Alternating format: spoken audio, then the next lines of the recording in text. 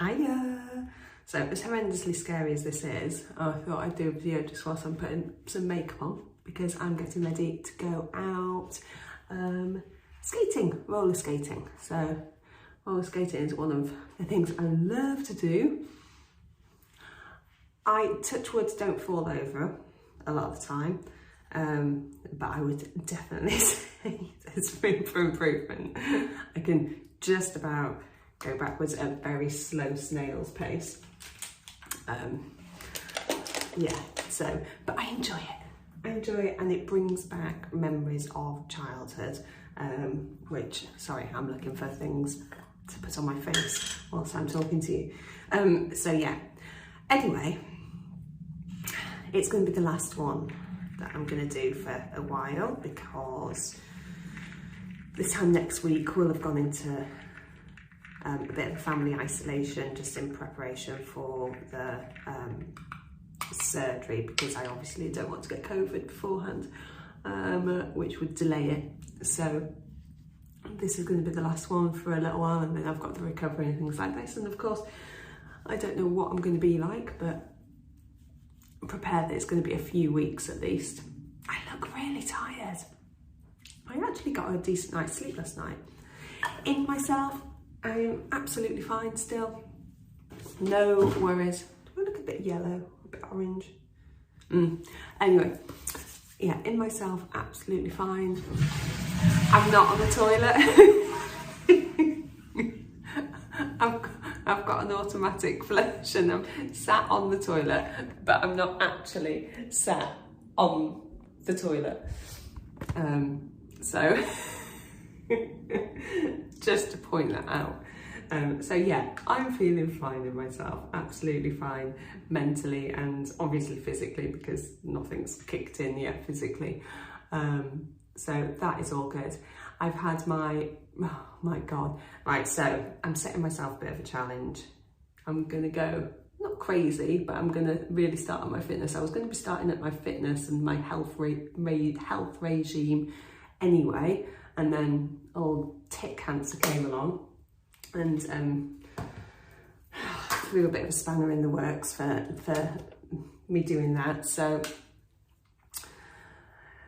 rather than sitting on my arse for the next few months whilst I go through the treatments and everything, I've decided that I've done a bit of research, and the more I read, because I'm ER positive, the more I read, the more damning the evidence that it's best to exercise. So I'm going to do what I can when I can, starting now before the surgery, trying to get my fitness levels up. I know I've only got 2.5 weeks, but it's better than nothing.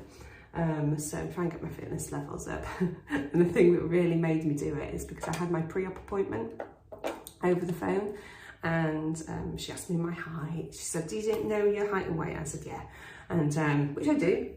And she asked me my height, so I said it, and then she asked me my weight. Now, I know my weight in stones and pounds, my current weight, but I know the NHS, because I work for the NHS, I know the NHS works in kilos, which after 16 years of working in the NHS, I still can't work out kilos in my head. I still don't know what they are.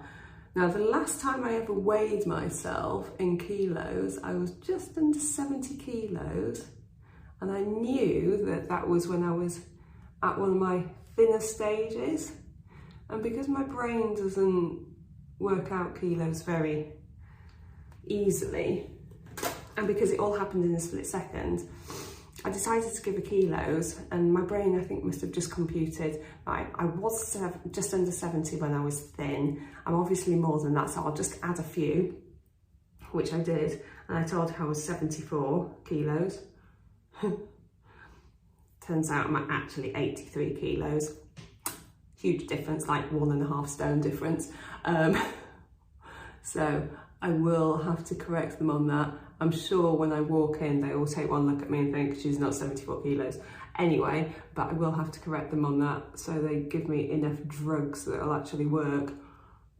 I don't want to be going into anaesthetic with not enough pain relief and medication on board. So I will have to tell them about that.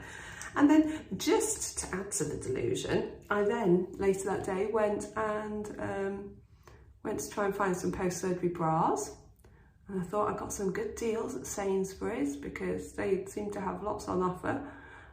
So I went and got all those.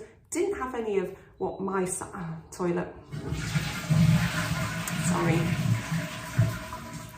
Didn't have any of what I thought my size was, which is what I told the breast consultant, which was 34C, because that's sort of like my standard. But again, I've got what I call fat tits. They go up and down with my weight because it's mainly fatty tissue. Someone told me at some point you've either got fatty tissue breasts, which is they'll sort of like change cup sizes as your weight changes, or you've got mainly breast tissue.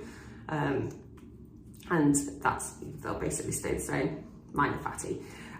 So in my head, I was 34C. Yeah, I went and got all these bras, which you couldn't try on because of course the changing room wasn't there. You weren't able to go in it because of COVID, even though all restrictions down, but anyway. And there was only actually one bra that was 34C, which I got. The rest I got bigger sizes because I thought, oh, at least I'll have some room, it'll be comfier.